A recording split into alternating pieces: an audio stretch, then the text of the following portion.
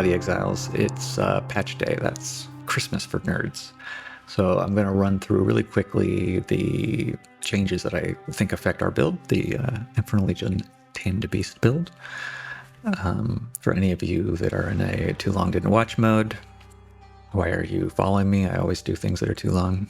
But the quick breakdown is that Infernal Legion got its damage very heavily nerfed, but Tame Beast got its damage very heavily buffed. And as far as I can see in the end game, it works out to be either a wash or possibly slightly a buff. So the build's going to be fine.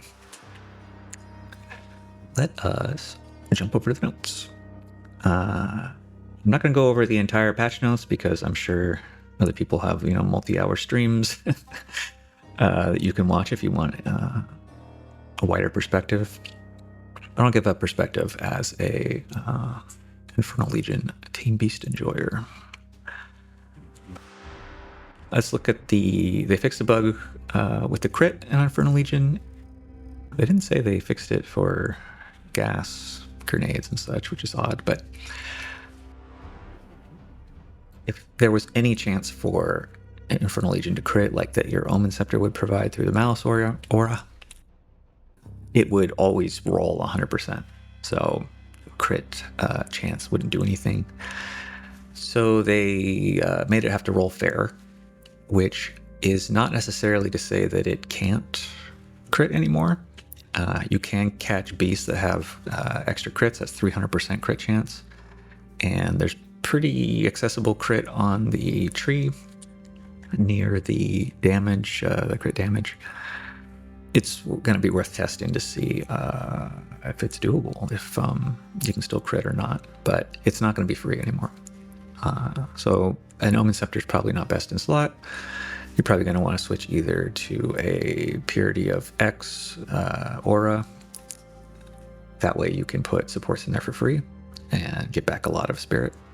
Or you may want to do a Rattling Scepter so that you can do some shenanigans with the little Bone Bros. All right, the biggest part here, Infernal Legion 3 can no longer be obtained. That was a big damage bonus, and they've cut the damage both incoming and outgoing on Infernal Legion 2, and they also added some fire resistance built in here, which is kind of a nice little bonus. So it looks like this. In 0.4, where we are now, deals 25% of max life, costs 30%, and in the next patch, it'll cost 10 and deal 10. So as far as the ratio, we got buffed, and we also got the fire res built in. So going from 25 to 10, we're only doing 40% of the damage. We are only costing about a third of the life. The area effect is the same also. So 40% of your old damage is not great, but the Tame Beast gem now has more damage built in, and it scales with levels. We don't know exactly what the scaling will be. I think around level 30 it'll be, I don't know, somewhere in between 125 and 150, something like that. So that's what we're shooting for. And if we get up there in this example here, let's say a Tame Beast had 1,000 health. In the old patch, it would do 250 damage per second based on that. In the new patch, it would only do 100 instead of 250. But with 150 more damage from the gem at level 30, it just bounces right back out to 250. Again, we don't know if this 150 is what the number's going to be at level 30. Maybe it's lower. But even if we do lose a few percentages, we had way more damage than we needed anyway, so we're going to be just fine. Now, for other builds that are not using Tame Beast, they don't get any of these bonus damage. They just get the nerf. So I don't see Spectre, Infernal Legion, or some of the other ways to run it to be very viable at this moment. But yes, it basically, because it scales with level, it means we're going to be a little bit weaker early game. I don't know if this means that we need to wait until maps to transition into the beast. We're going to have to do some test runs. All right, other support gems. Diala's Desire is getting nerfed from 10% quality bonus to 5. We were using the beast to get the reservation a little lower. It's not a huge amount, but that is a small nerf. A bigger deal is that Shock Conduction 2 is removed. That's the support that was giving us pretty much free shock. And shock is important to us because of Stormfire mostly, so we're going to need to find a new way to apply shocks consistently without having to invest in it too hard. New Helgaren support is coming. We don't know what they're going to be. Hopefully there are some minion or fire ones in there that might be relevant to our build. We'll see. Here's Tame Beast changes. I just went over this. Essentially, it's getting more damage the higher level it is, so it's going to get stronger the deeper into the end game you get. How do you make the big single minion work? We have, like, honestly, I think it might have even been, we've tripled the damage, I think, of Tamed Beasts, just FYI. Cool. They're adding in-game guides, so you'll be able to follow a tree and have our notes built right into the game client. We're definitely going to release an in-game version of our build as soon as the tools are there. The Path of Building Chads are working on coding that up, so we're just kind of waiting for that, as well as the new tree and making sure the 0.5 changes are solid. Speaking of the tree, we're getting 19 new companion passives. That is kind of a ton. We don't know where they're going to be. Probably the bulk of them are going to be down in the lower right, and probably some of them will be up in the druid area, since there's some up there already. They might even add some in the witch area. We don't know. We don't know how good these are going to be. These might all be terrible. A lot of the hybrid you and your beast together do damage stuff is really not useful to us. If that is the sort of direction that almost all these go, then it's going to be kind of a letdown. There's not maybe going to be what we need. One thing to especially look out for is if there is max fire resistance in the lower right corner, because without that, Huntress is going to have a little bit of a issue. Chronomancer reveal, they did show the tree area around Witch, and all of our sort of key nodes are right where they usually are, so it doesn't look like any changes to the Witch pathing, any negative changes. All of our must-have nodes and such are still there. They changed Trusted Kinship, which is down in the lower right corner. It's a keystone that gives you an extra companion, +1 companion limit. It used to just be useless pretty much because of the defense nerf it would give you for taking it. But now it's just a spirit nerf, and I think it's going to be pretty decent. If you're a Huntress, definitely think about picking this up. We don't need 2 minions necessarily because Infernal Legion doesn't stack. So we just need 1 big boy. Don't really need more, but you could use one as a haste or a bot to make the whole team move faster, something like that. Also could use it as a damage sponge with Sarconchus Hood and the like. Okay, class. We got nothing on Infernalist directly. They nerfed Energy Shield pretty hard, mostly in terms of its recovery rate and how fast it starts to recover. We may need to pull some strings and find a way to speed that up, because that's sort of our main defensive layer, and if we can't get it regenerated, we're not going to be happy campers. The buffs to companion nodes apply to the Hellhound. It could be that is a viable way to get through the Axe now, because it has a built-in Infernal Legion that does 20% of its life instead of 10 that the gem does. It also has more AoE, the problem being that the Hound's life has always been kind of low. So especially in the endgame, it cannot hang with strong Spectres or the Beast in terms of damage output. But it is essentially free. You don't have to do anything to keep it alive. And that may be the play if you're starting Infernalist to get through the Axe. We'll see. Kind of depends on the companion nodes. Like I said, if there's really good companion nodes that apply to the Hellhound, you might be in business. All right, Spirit Walker, which is what most people are excited about. The natural order node, which is beast taming, which seems like the most interesting to me. We don't know how good this is going to be. Bosses don't have as much health as you might expect. I think in most cases, the elephant tortoise is still bigger. I could also see a world where they just stand around and do like big wind-up attacks and they don't like move through packs very well. And I can also see an issue with the AoE of Infernal Legion being smaller than the hitbox of the boss, so it doesn't ever actually reach an enemy to ignite it. That used to be a problem. I don't know if they thought to address that here. That could be a big issue. So it remains to be seen if these are actually any good for Infernal Legion. I'm not necessarily holding my breath. I think rares are still going to be stronger, but we'll see. The Sand Strider, which is the map version of the Great White Shark boss, might be pretty good because it tunnels under the ground, and that means that its hitbox is out of the way, so its fire will definitely hit anything. And Morvac has just got like fantastic stats, so he may potentially be a good Infernal Legion carrier. Morvac is the map version of the like fire-themed blind beast. Tablets of the same type may now be used to increase the amount of league content. We're using the cruel homogeny to get affixes forced onto our bosses. If we can use more than one, then it will force more than one affix, and that is fantastic. We'll blow through those faster. Hopefully they don't cost a fortune.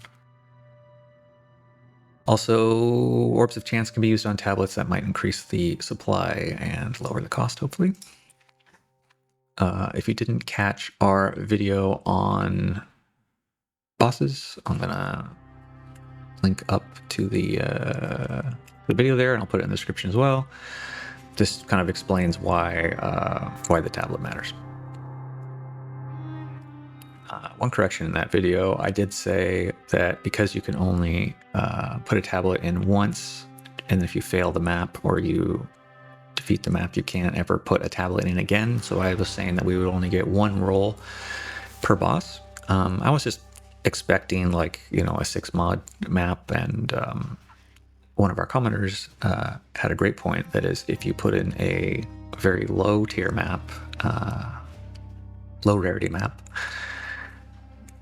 you'll be able to kill yourself in the boss arena if you don't like the mods that it has. And then when you respawn, their mods will be re-rolled, which is actually like a huge bonus for us. That's like 4 or 5 times more looks.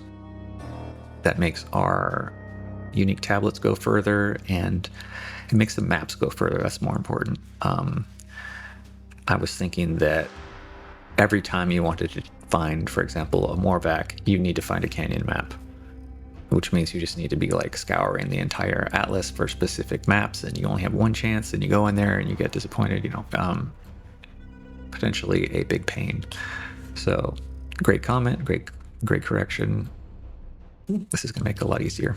We also have the Beast spreadsheet, link to this below. I did some upgrades on this recently. I added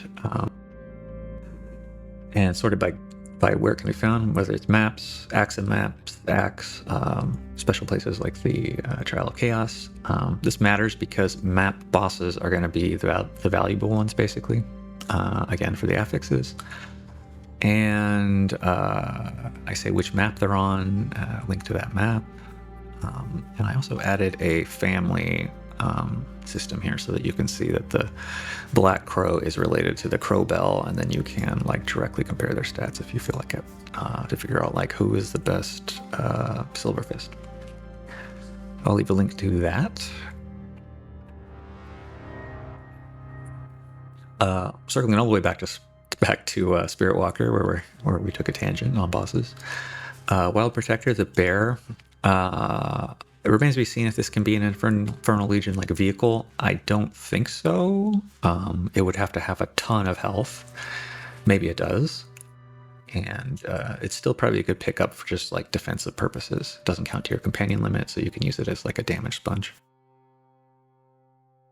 The node that she gets, which puts some of her attack damage from her weapon going to your minions, is not going to work for her for Infernal Legion. It's not an attack or a spell, so it's not going to get any extra damage. Spirit Walker has the Idolatry node, which gives you some more reservation and companion damage for each idol that you're wearing. There's not a lot of fantastic idols, and to get enough slots for this to be worth it, you would need to have like a lot of exceptional and corrupted gear. Probably not so self-found friendly, probably not budget friendly. And I don't know if that would even be worth it at the end of the day. So, remains to be seen. I think it probably is a little undertuned. It also punishes you for putting in runes or soul cores or anything that you might need to, so I'm not jazzed about it. On to Gemling. We really can't say how good these changes are going to be until we see the list of all the quality.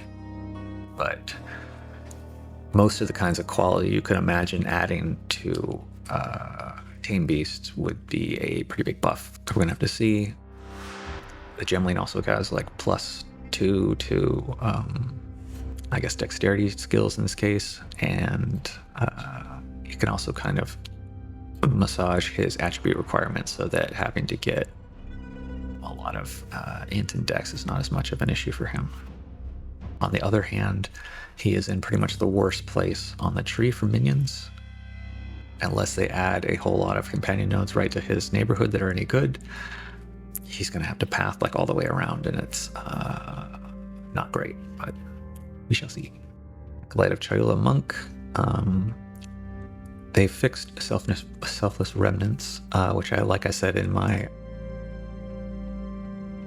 rambling appendix video, if they ever fix that, he would become a very viable Infernal Legion carrier. You're going to need either pyre support or to catch a beast that says all damage can ignite to allow your chaos damage to actually ignite on the beast. But if you do that, you should be pumping a ton of damage into the beast. He also is pretty well positioned on the tree, right between the sort of lower right companion node area and the top witch minion level area. He can reach some of the witches, like max fire res stuff, pretty easily. And if there's something really juicy down there in the lower right corner, he might be able to wander down there and grab it. He also has Evasion ES, which is like probably one of my favorite defensive layers. Even with Ghost Dance being nerfed, it's probably going to be very safe. Over to Shaman, I think it's a very safe, stable starter.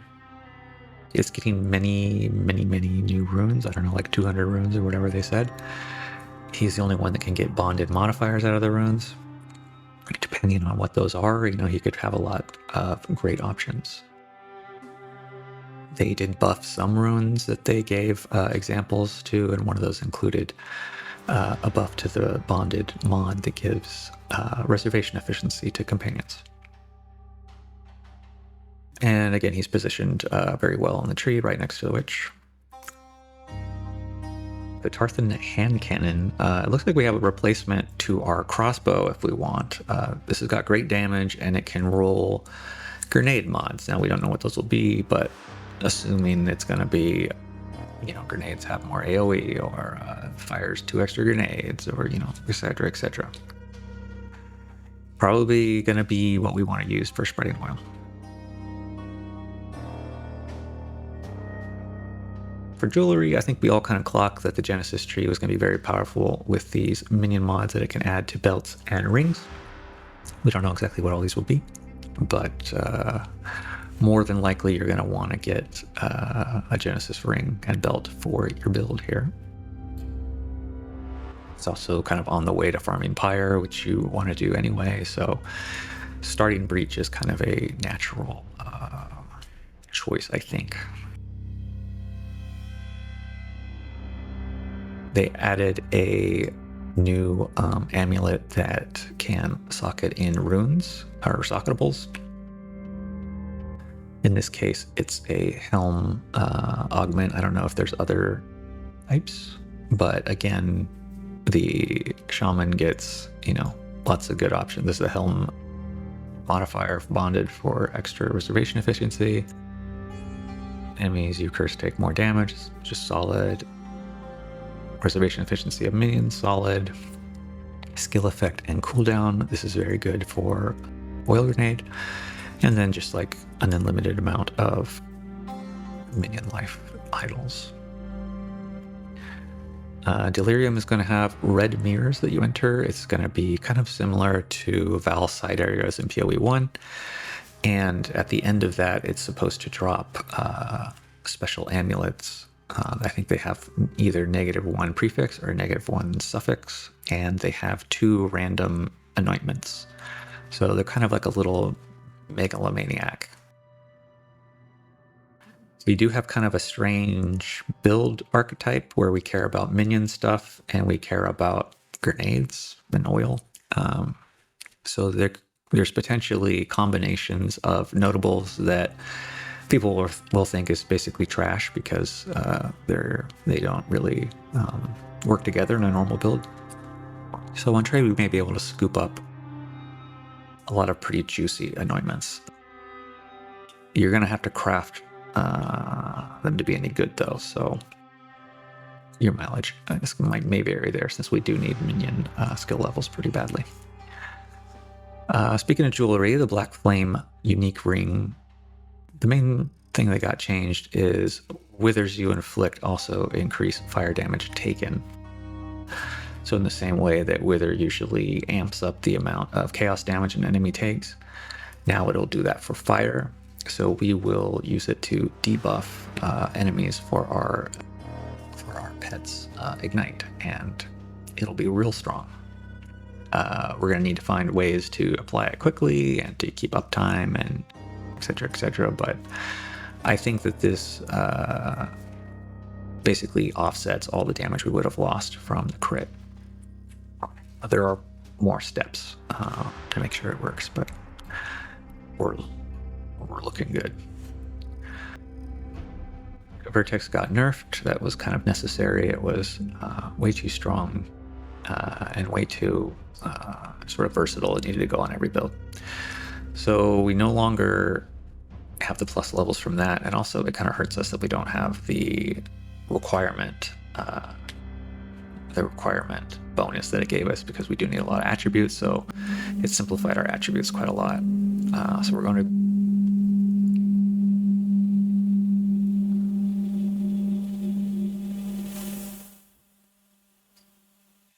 So we're going to go back to the battle days of scrounging for every little attribute point we could get. They added voices to the game. This is a jewel that you put into a jewel socket that gives you more jewel sockets. I expect this to be pretty much so rare that it's out of most people's price ranges. We shall see. It is, fantastic. It's pretty much an upgrade over any normal jewel slot. Companions get very solid emeralds, 20% damage and 20% health. If you stack a bunch of those dual voices, you have a very, very strong little socket there.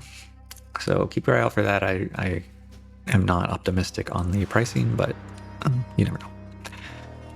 Emotion crafting, you can craft on jewels with emotions. We don't know what the full list is yet. One would hope there's some minion stuff in there. Like I was saying, emeralds are really strong, so anything that kind of buffs jewels is kind of a buff to companion. Alloy crafting, I believe this will kind of sacrifice some of your, say, energy shield or evasion on a...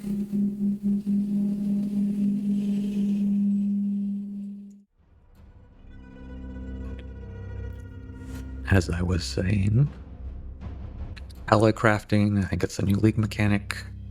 It's coming with the changes to Expedition anyway. Not clear what all the special alloys will give us. Maybe nothing, but we might be able to use it to convert some of our energy shield into ward, which, given the nerfs to energy shield, is probably a good thing. But we'll have to see in practice how it feels. And lastly, Prism of Belief, which is a jewel that gives you up to +3 on your Tame Beast. Used to be very affordable. The Spectre version would cost something like 2,000 div, and the Beast one would cost like 200. Unfortunately, I assume that all the interest in Tame Beast this league is going to drive the price through the roof. So I would not expect that to be affordable. Alrighty, that looks like about the list. If you have any questions, drop them below. Drop us a like and a thumbs up and all that as well. As we get the final tree info and whatnot, we'll definitely be releasing some sort of update to the existing guide. I'm not sure what my plans are going to be. Either I start Spirit Walker so that I can do a bunch of testing on the bosses for Mythbusters series. Check those out. Or I go Monk, which I'm kind of leaning to. I have a soft spot for the Chidula Monk. All right, let me know what you're starting as well. Check the description for the links to all the things. I'm going to leave a link to this doc there as well. And Otter and I wish you a happy week of theory crafting before launch.